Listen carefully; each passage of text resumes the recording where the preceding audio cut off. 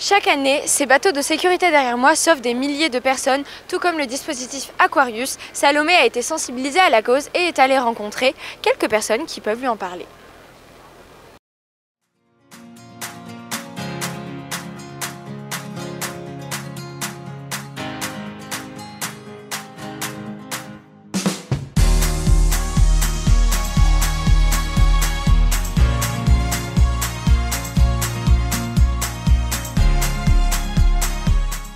Bonjour, est-ce que vous pouvez vous présenter pour commencer s'il vous plaît?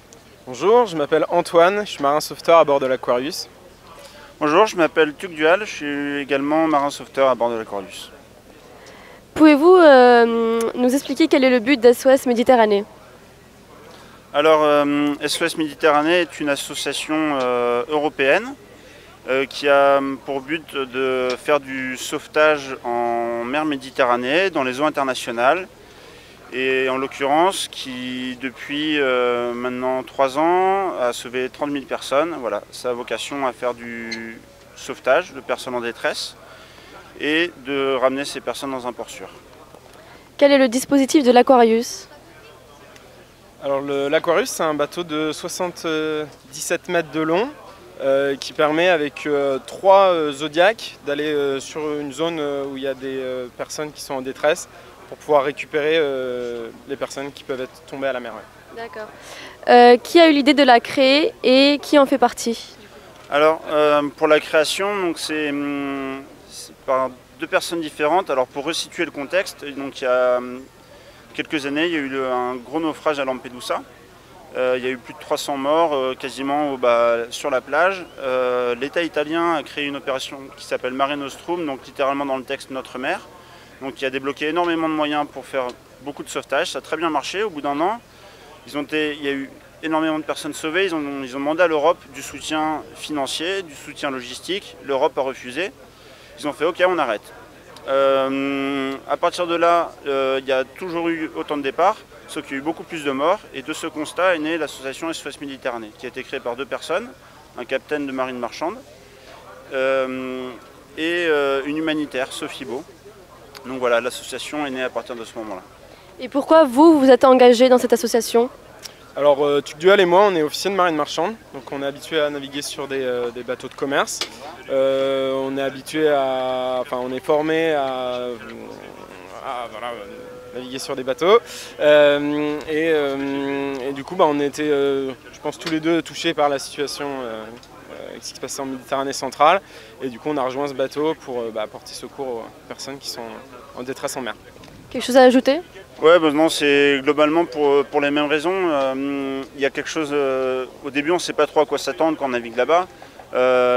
Moi, quelque chose dont je me suis rendu compte, c'est le premier sauvetage que j'ai fait. Quand on s'est approché du Zodiac, il y avait 150 personnes à bord. Ça fait aller 8 mètres de long, 2 mètres de large, 80 cm de haut. Et j'ai tout de suite réalisé que si personne n'avait été là pour sauver ces gens, ils se seraient noyés. Point barre. Et de ce constat, ça devient absolument essentiel, quoi. Quand on touche la mort d'aussi près, voilà, on réalise que c'est normal, quoi. La solidarité maritime prend vraiment tout son sens.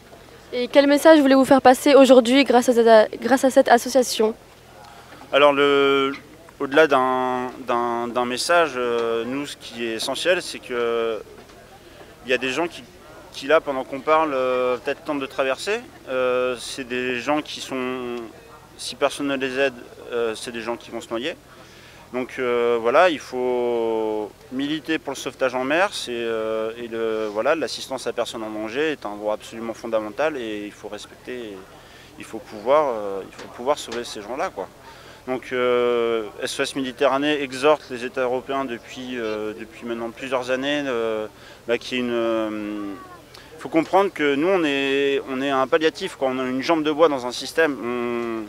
On ne prétend pas avoir la solution pour le sauvetage, mais on est là où l'État n'est pas présent, quoi. Donc voilà, il faudrait une vraie flotte de sauvetage pour garantir une sécurité totale, qu'il n'y ait pas de gens qui se noient, quoi. C'est dingue, quoi.